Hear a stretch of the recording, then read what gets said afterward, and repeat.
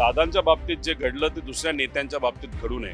त्याच्याचबरोबर दुर्दैवी गोष्ट एवढीच की आम्ही VSRच्या विरोधात लढतोय आणि तिथं सुनिद्रा काकींचं जे काय ऑफिस आहे, जे कार्यालय, जे अधिकारी आहेत त्यांना एवढं कळत नाही की नाशिकला जाताना ज्या विमानातून त्या चालल्या होत्या ते सुद्धा VSRचंच होतं. त्यामुळे या बाबतीत कुठेतरी काळजी घेणं फार महत्वाचं आहे. जर लेअर जेटच्या बाबतीत नाही तर जे काही ऍक्सिडेंट झालेलं अजितदादांचं विमान असेल, 23ला झालेलं ऍक्सिडेंट असेल आणि याच्या आधी काही गोष्टी तिथं घडल्या होत्या, याच्यामध्ये जर VSR हे इन्व्हॉल्ड असेल तर मग एका विमानाच्या बाबतीत जर काम चुकारपणा ते करत असतील तर मग दुसऱ्या विमानाच्या बाबतीत सुद्धा काम चुकारपणा करू शकतील.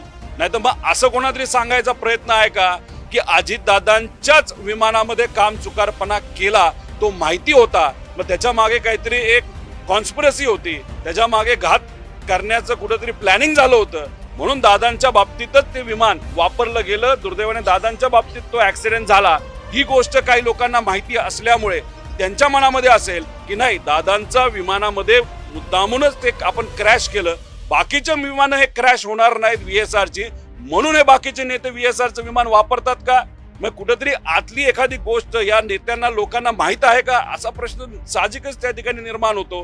त्यामुळे जर दादांच्या विमानाच्या बाबतीत जर ऍक्सिडेंट झाला असेल आणि त्यात काही नॉन कम्प्लायन्सेस असतील, हे DGCRच म्हणतंय, तर मग त्या बाबतीत बाकी विमानामध्ये सुद्धा नॉन कम्प्लायन्स असू शकतो आणि ऍक्सिडेंट होऊ शकतो. त्या बाबतीत काळजी घ्या.